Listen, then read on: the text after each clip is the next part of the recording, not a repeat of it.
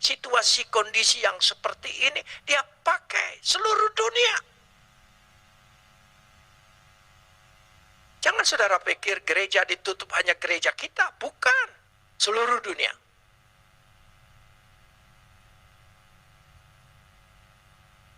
Dan tidak pernah terpikirkan kan selama ini. Kita selalu kurang puas dengan besarnya gedung gereja. Ingin lebih besar lagi, lebih besar lagi, lebih besar lagi. Akhirnya Tuhan kosongkan. Karena engkau tidak mencari aku, karena aku tidak bertata di situ. Biarlah peristiwa ini membuat kita bertobat ke depan, kita tidak lagi seperti itu. Kita sungguh-sungguh rindu berjumpa dengan Tuhan. Nah, kalau kita betul-betul mencari Dia, kamu akan menemukan aku. Selamat berjumpa kembali saudara-saudaraku yang kekasih dalam nama Tuhan Yesus Kristus. Sudah lama kiranya saya tidak membuat video karena beberapa hari ini saya kurang sehat. Dan saat ini saya kembali menampilkan kepada bapak-bapak, ibu-ibu, saudara-saudara yang kekasih dalam nama Tuhan, khotbah Bapak Pendeta Yusuf Roni yang disampaikan pada tanggal 22 Agustus, di mana kita masih dalam keadaan dirumahkan. Silahkan mendengarkan, Tuhan memberkati. Salam jemaat yang dikasihi Tuhan. Kita masih dalam ibadah online dan tidak bisa bertatap muka secara langsung. Tapi saya percaya ini tidak akan mengurangi rasa hikmat dan khusyuk kita, serta merasakan hadirat Tuhan di dalam ibadah. Saya percaya Roh Tuhan senantiasa ada di dalam ibadah kita. Baiklah, sebelum kita mendengarkan firman Tuhan, saya ingin mengajak kita berdoa. Beshem ha'ab wehaben werwa hakodes Elohe ehad. Dalam nama Bapa, Putra, dan Roh Kudus, Tuhan yang Esa. Bapa di sorga, kami memuji dan mengucap syukur kepadamu atas segala kasih, karunia, anugerah, limpah rahmat dan berkat-Mu.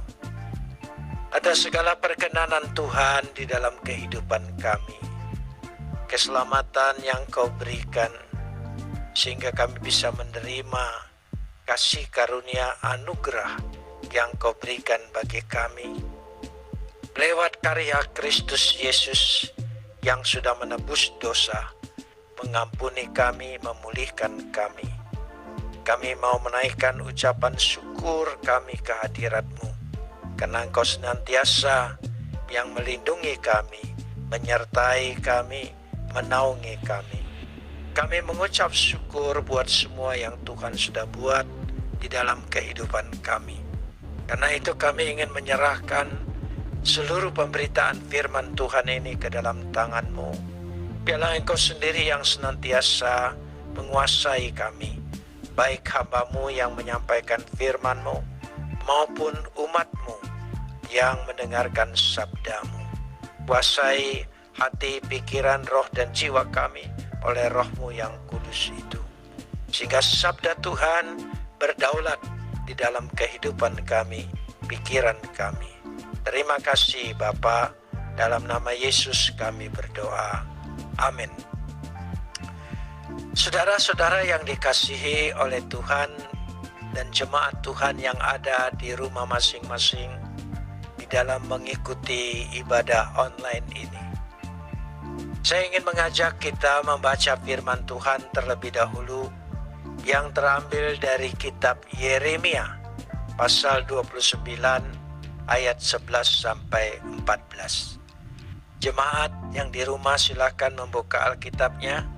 Yeremia pasal 29 ayat 11 sampai ayat 14 saja.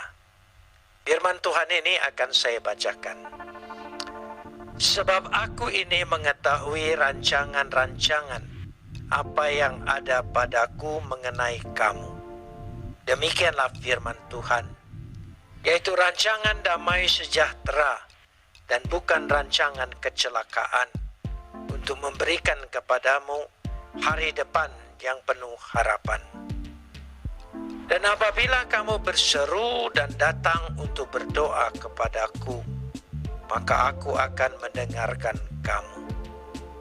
Apabila kamu mencari aku, kamu akan menemukan aku. Apabila kamu menanyakan aku dengan segenap hati, aku akan memberi kepada kamu menemukan aku. Demikianlah firman Tuhan.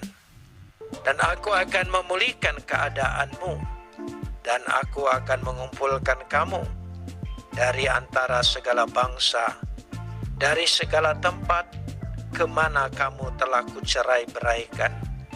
Demikianlah firman Tuhan.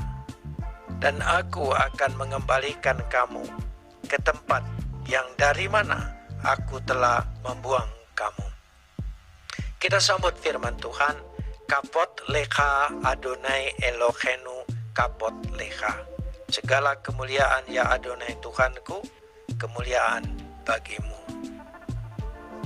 Saudara-saudara yang dikasihi oleh Tuhan, terkadang kita ada salah mengerti tentang ayat 11 ini, bahwa Tuhan tidak pernah merancangkan kecelakaan, tapi rancangan Tuhan adalah damai sejahtera.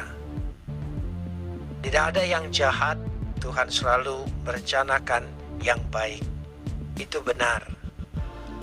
Tetapi pengertian ini seringkali kita berpikir bahwa kalau rancangan atau rencana Tuhan yang semua baik dalam kehidupan kita, artinya kita tidak menghadapi penderitaan, kesusahan, kesulitan, sakit penyakit, bahkan mungkin apa saja yang kita tidak sukai. Seolah-olah kita ingin semua beres, semua berjalan dengan benar. Harapan ini tidak salah, tetapi ayat ini kurang tepat kalau berbicara seperti itu.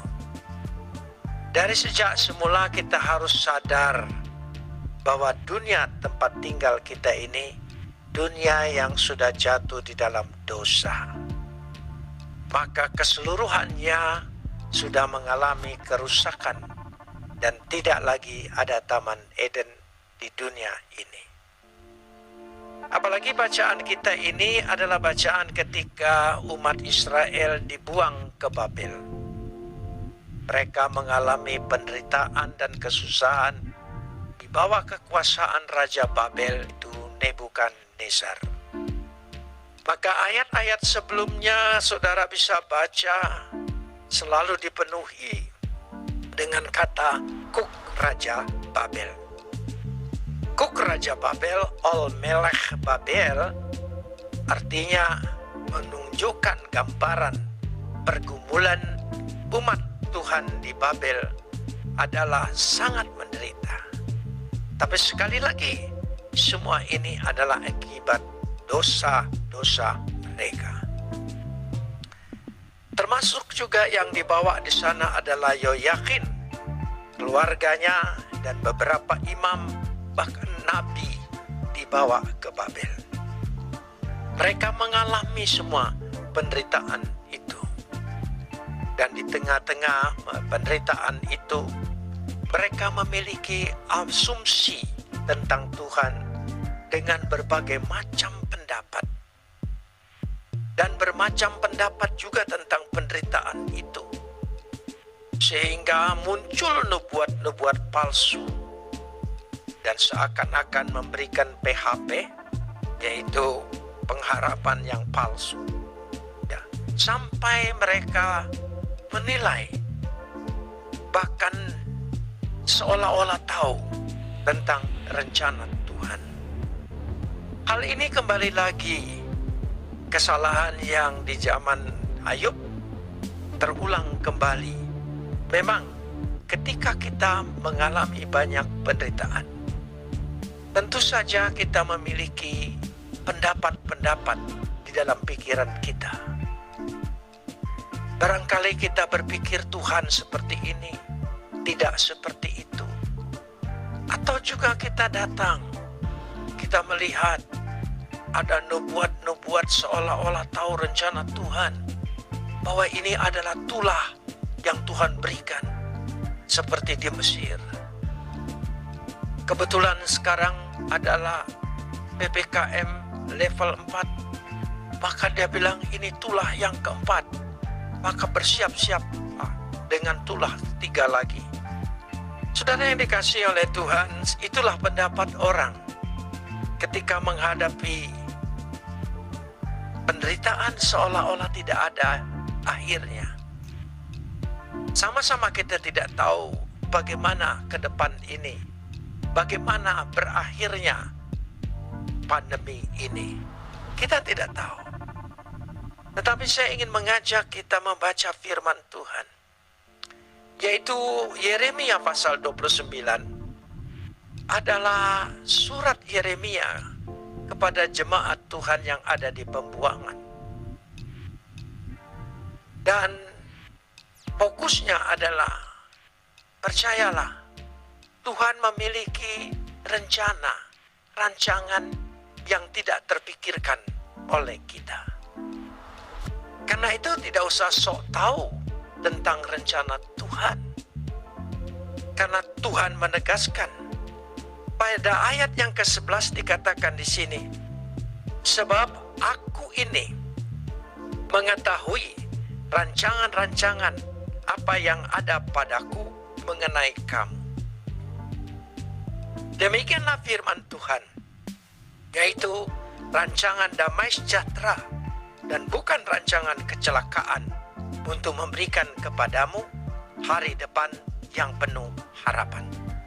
Ayat ini fokusnya pada kalimat yang terakhir, yaitu apapun rencana Tuhan, fokusnya adalah memberikan kepadamu hari depan yang penuh harapan. Jemaat, pada ayat yang ke-11 ini kita ingin membahasnya. Kita perhatikan supaya kita tidak salah mengerti. Ki anohi yadati, sebab aku tahu. Perasa aku tahu.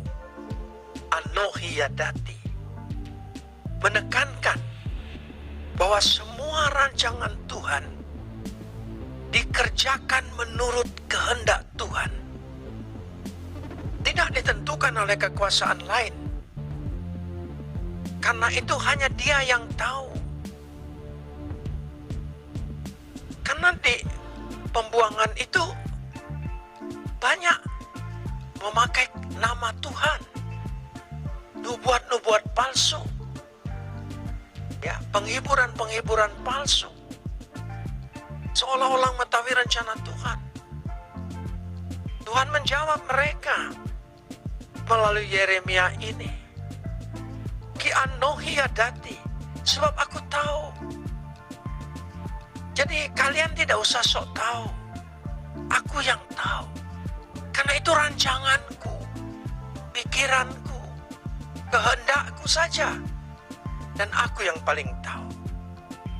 Kata rancangan-rancangan, Hama Hasafot, yaitu Mahasafa.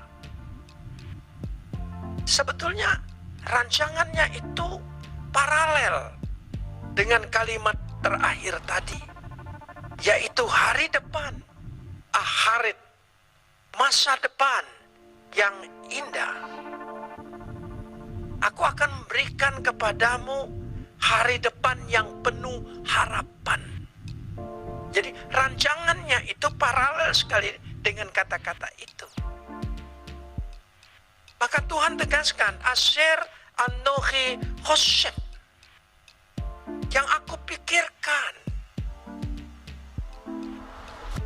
Jadi yang ada di pikiran Tuhan, siapa yang bisa menyelami pikiran Tuhan? Tetapi kita bisa berharap dengan janji Tuhan. Kita tidak tahu apa maksudnya. Seolah-olah pandemi ini tidak berakhir. Dan kenapa teman kita ada yang terangkat,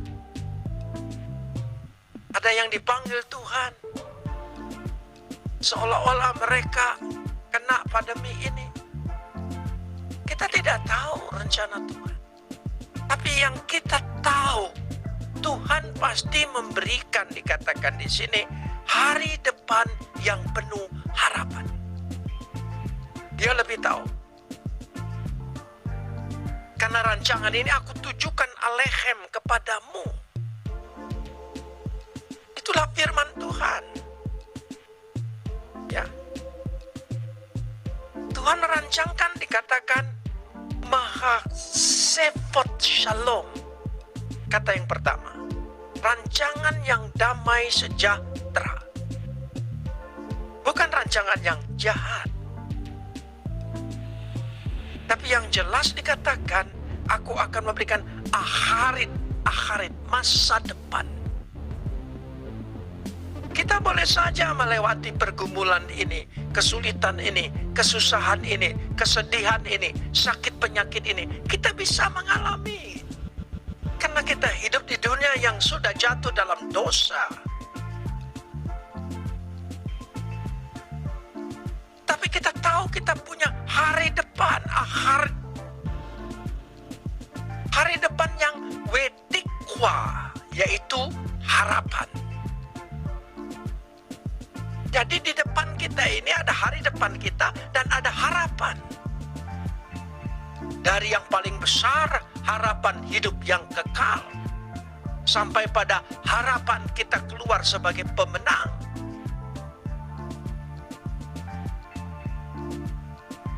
Karena itu dua kata itu yang terpenting, kata shalom, damai sejahtera, kata tikwa dan harapan.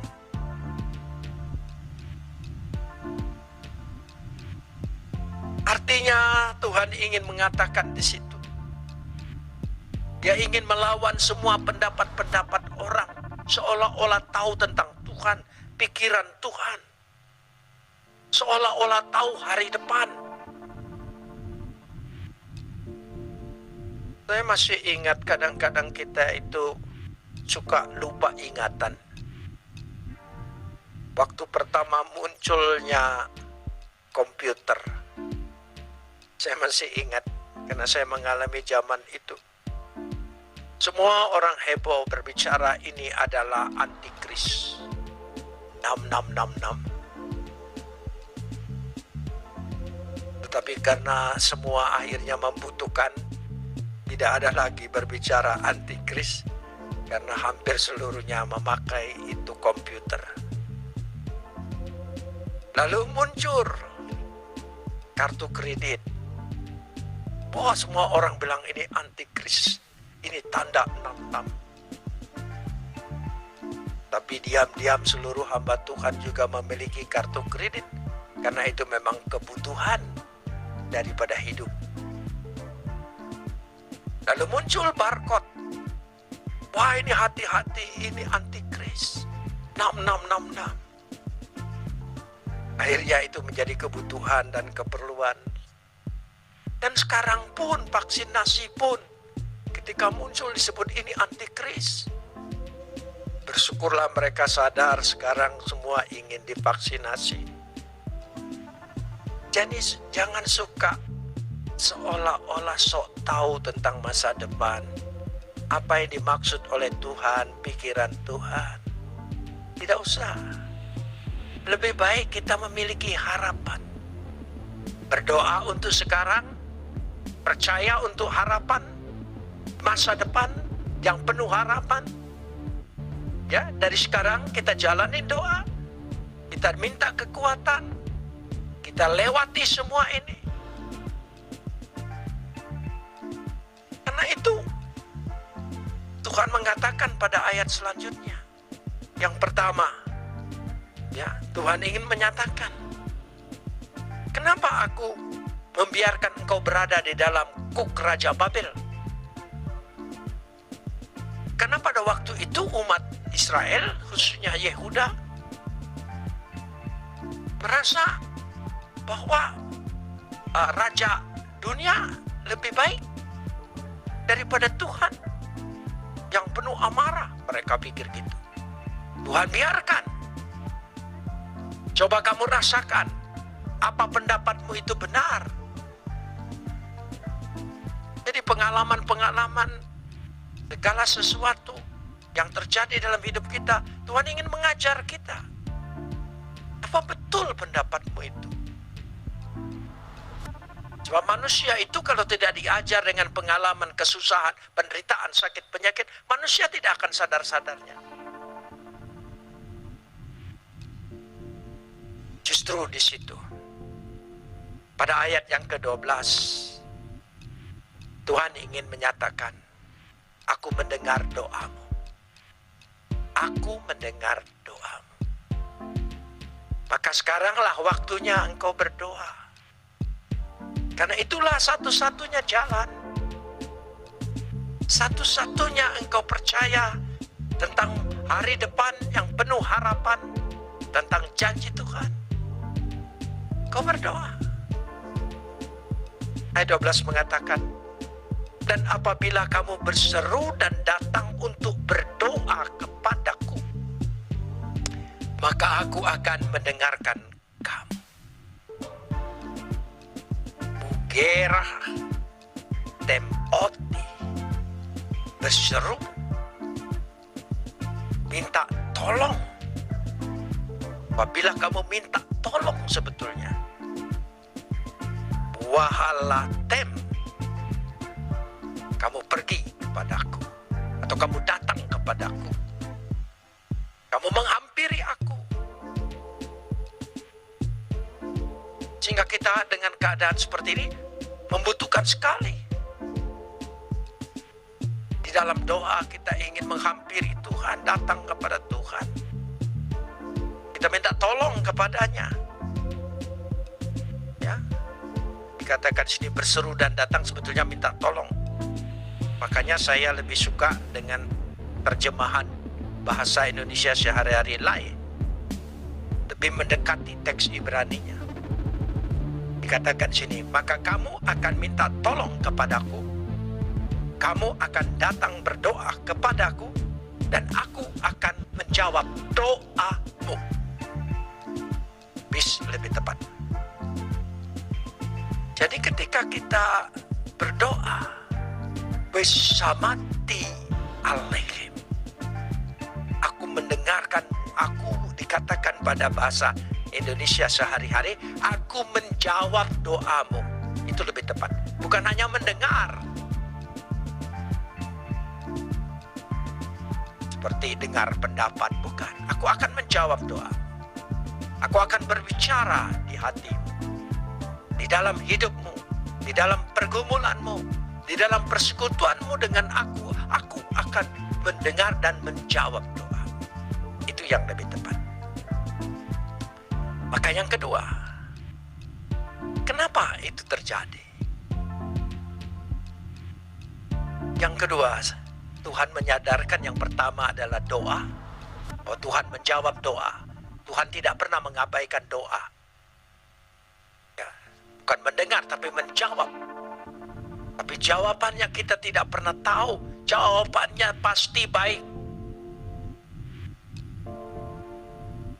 Yang kedua adalah mencari Tuhan. Mencari hadiratnya.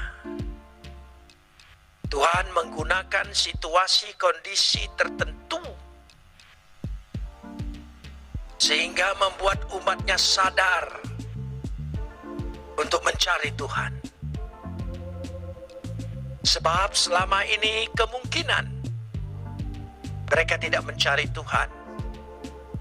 Mereka tidak butuh dengan Tuhan. Mereka melihat Tuhan meskipun mereka ibadah, gereja penuh. Tapi mereka tidak mencari Tuhan. Karena itu dalam kondisi seperti ini Tuhan menutup semua pintu-pintu gereja. Aku membutuhkan pintu hatimu untuk membuka bagiku.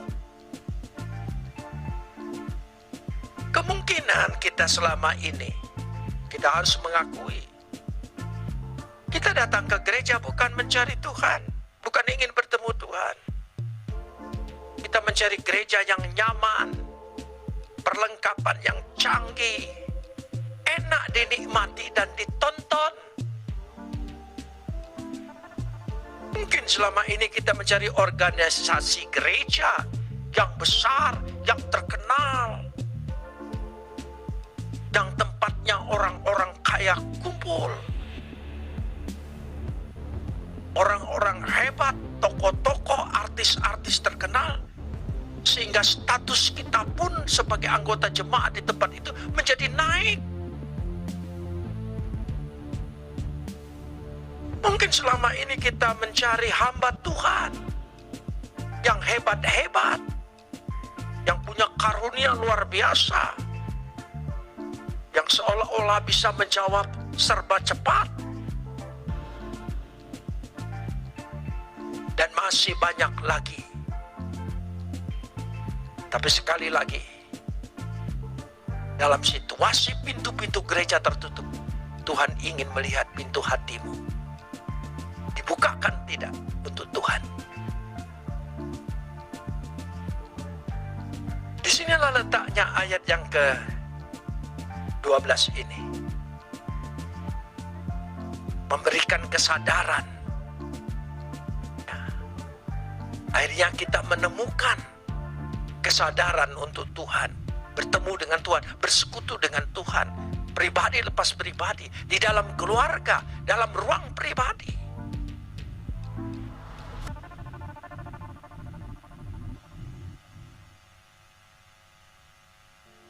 Makanya disambung pada ayat yang ke-13. Dari ayat 12 ayat 13. Tuhan menjawab. Bagaimana Tuhan menjawab pada ayat 13 ini? Apabila kamu mencari aku, kamu akan menemukan aku. Apabila kamu menanyakan aku dengan segenap hati,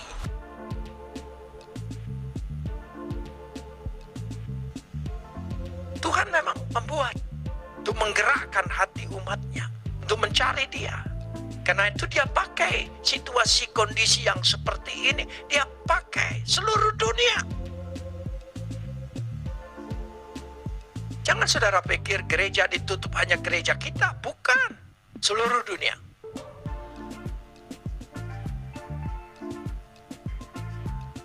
Dan tidak pernah terpikirkan kan selama ini.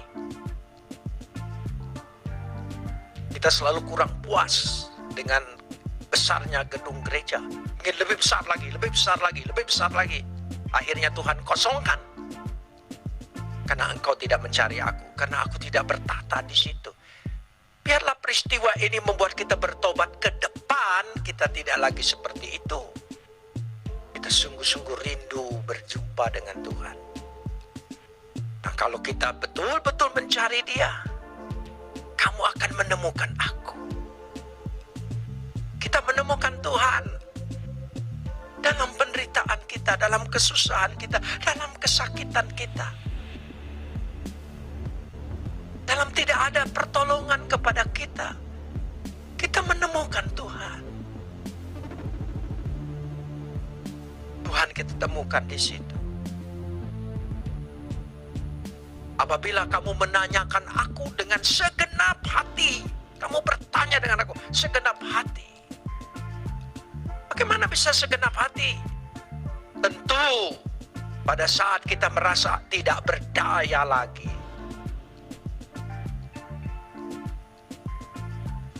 Seolah-olah tidak ada pertolongan bagi kita.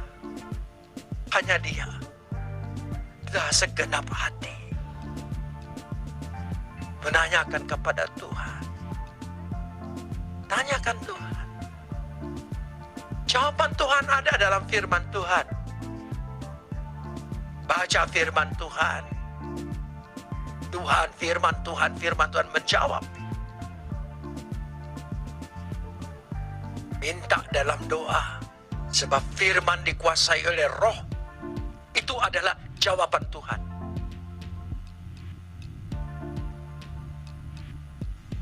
Sehingga dikatakan di sini yang terpenting dari kesadaran mencari, menemukan, menanyakan. Yang penting adalah bechol levachem. Bechol levachem. Dengan segenap hati. Ini memang inisiatif Tuhan. Tuhan tahu dalam momen seperti ini Dia menyentuh hati umatnya,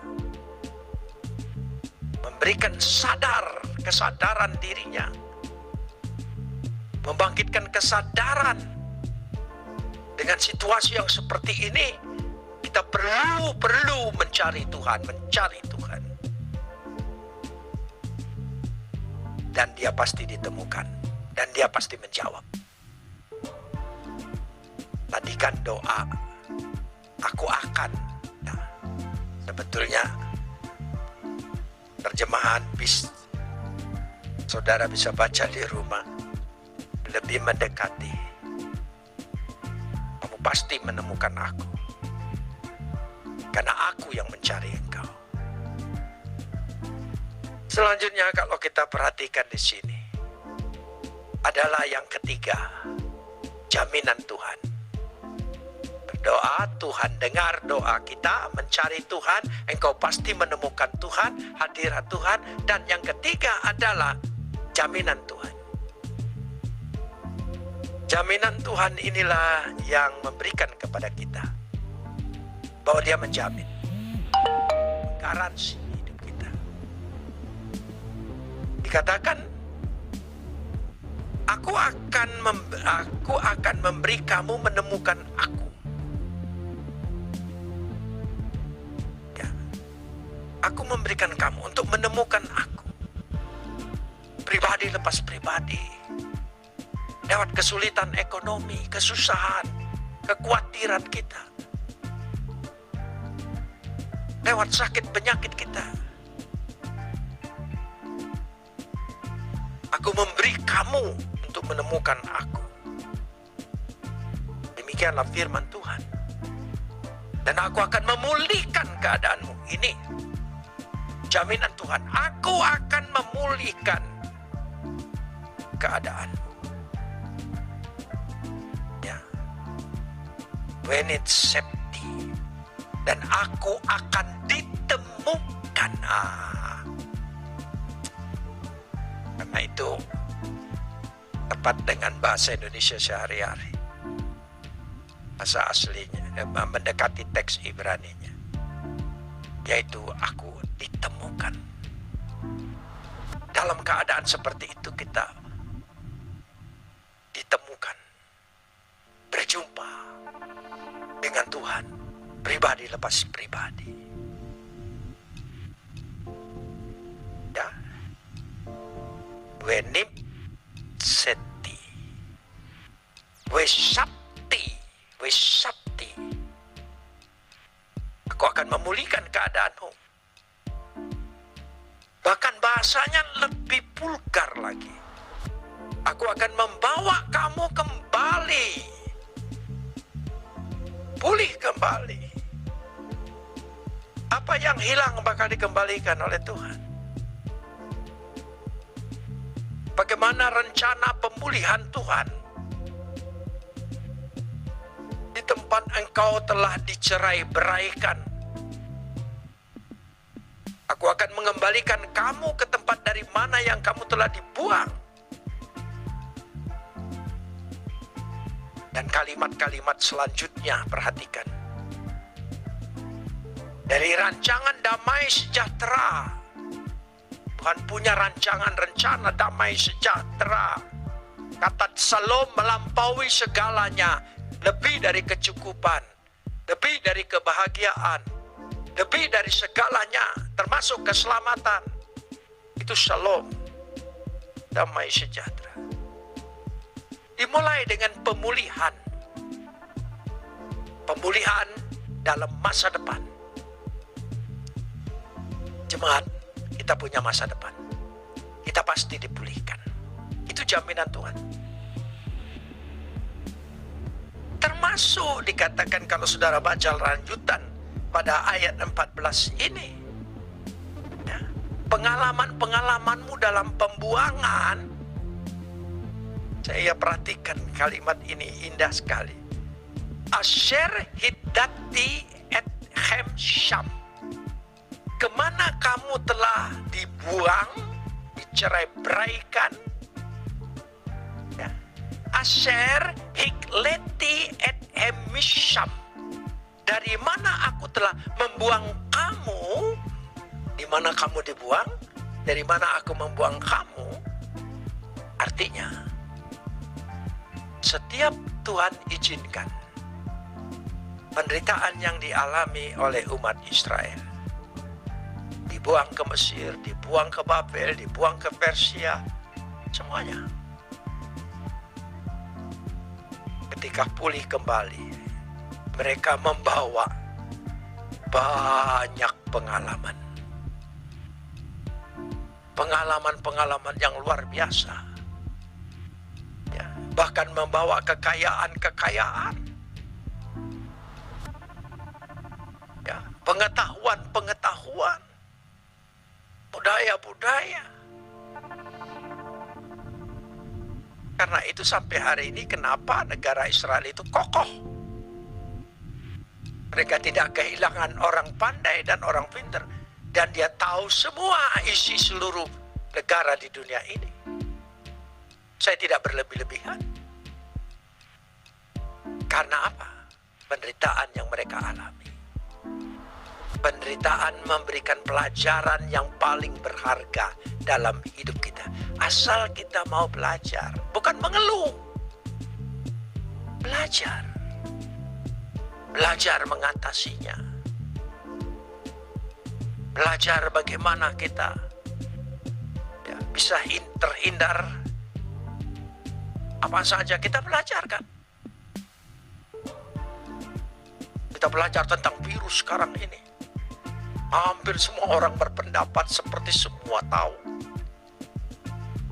Kita mencari akses untuk tahu ini, tahu ini, tahu ini.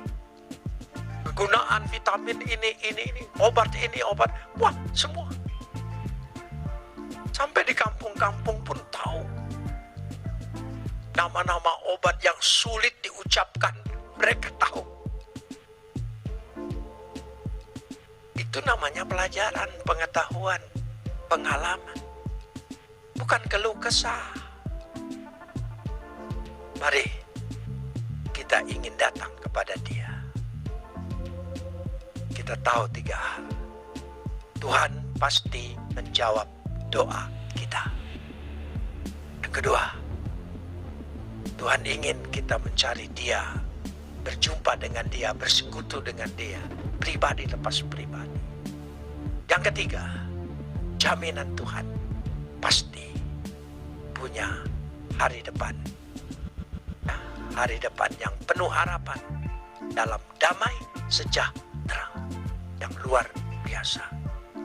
Sehingga jawaban ini sangat kaya sekali.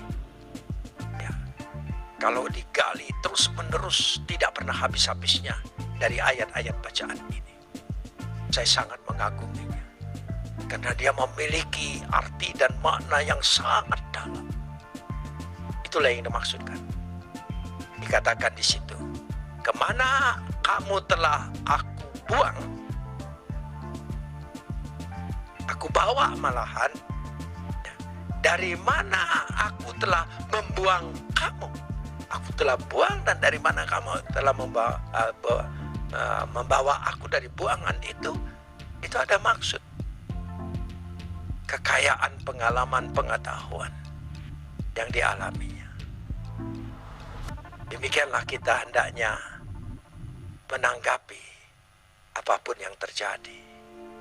Dan mungkin kita bertanya, bagaimana orang tuaku, saudaraku, kenalanku, bahkan pendetaku yang begitu baik dipanggil Tuhan. Kita tidak punya hak untuk mengeluh. Tuhan lebih tahu masa depan yang indah buat dia. Kita tidak tahu apa yang bakal terjadi. Karena itu aku tahu yadati, aku tuh anohi yadati, aku tahu rancanganku tentang kamu. Aku tahu. Kita tidak tahu, tapi kita percaya akan pengharapan yang Tuhan janjikan kepada kita. Kita tidak tahu apa yang lebih baik. Terakhir, saya ingin tutup sebuah kisah seperti ini. Di zaman saya masih sekolah di Bandung, kami kalau ke Jakarta itu naik bis lewat Puncak. Di zaman saya ada bis yang favorit, yaitu namanya Harum. Sesuai namanya Harum. Jadi, kita ingin naik bis, tunggu bis Harum itu. Walaupun mereka bergiliran, tapi kita jangan cari bis dulu, tunggu giliran bis itu. Rupanya banyak juga orang. Karena banyak yang menunggu, ya, dan saya sedikit terlambat, sudah penuh. Sudah penuh. Dan bis itu berangkat.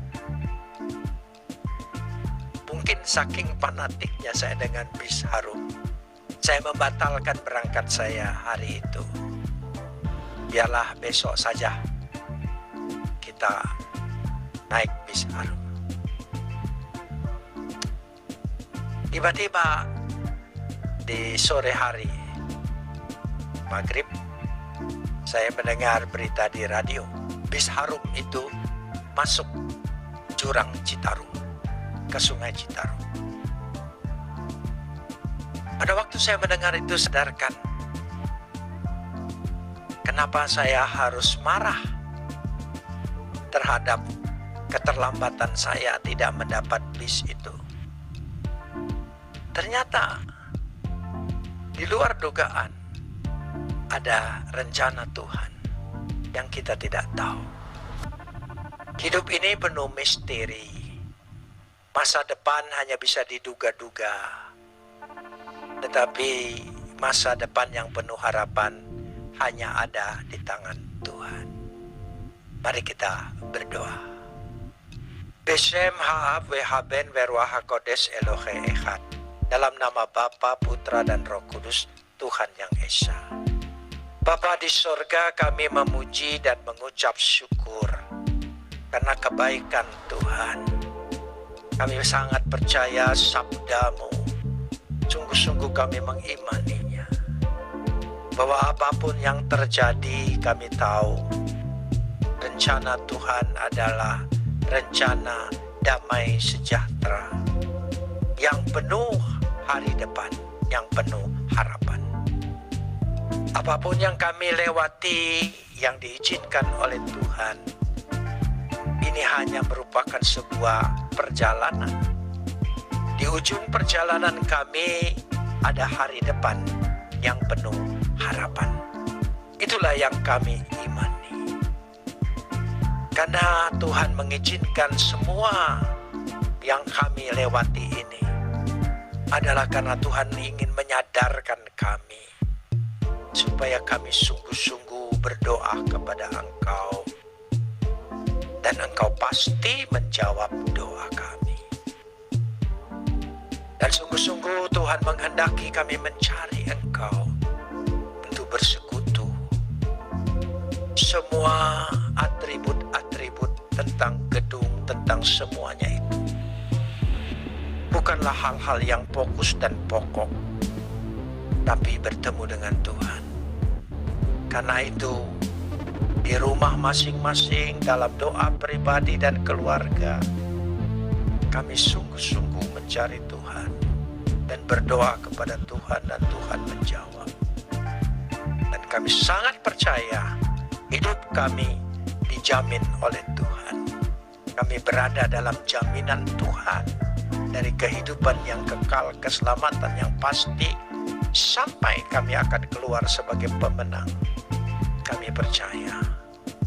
Karena itu kami serahkan dalam tangan-Mu, Engkau yang Maha Tahu, dan biarlah kami sungguh-sungguh takluk kepada rencana dan kehendak-Mu, karena Engkau berdaulat terhadap rencana Tuhan dan rencana-Mu terhadap kami. Terima kasih Bapa, kami serahkan doa kami ini hanya dalam satu nama, Yesus Kristus, yang sudah mengajar kami berdoa. Bapa kami di sorga, dikuduskanlah nama-Mu, datanglah kerajaan-Mu, jadilah kehendak-Mu di atas bumi ini seperti di surga. Berikanlah kami pada hari ini makanan kami yang secukupnya, dan ampuni akan segala kesalahan kami, seperti kami juga telah mengampuni orang yang bersalah kepada kami. Dan jangan bawa kami pada pencobaan, melainkan lepaskanlah kami daripada yang jahat. Karena Engkaulah yang punya kerajaan dan kuasa dan kemuliaan sampai selama-lamanya. Amin. Terima kasih saudara-saudara yang kekasih dalam nama Tuhan Yesus Kristus, sudah mendengarkan khotbah dari Bapak Pendeta Yusuf Roni, sudah mendengarkan firman Tuhan. Kita berharap iman kita terus bertumbuh dan selalu dikuatkan dalam kita menghadapi kesulitan dalam hidup ini. Seperti sekarang ini kita menghadapi kesulitan dalam hidup ini, yaitu pandemi 19. Dan semoga kita dapat melewati dengan penuh sukacita bersama Tuhan. Jangan lupa like dan subscribe. Tuhan memberkati.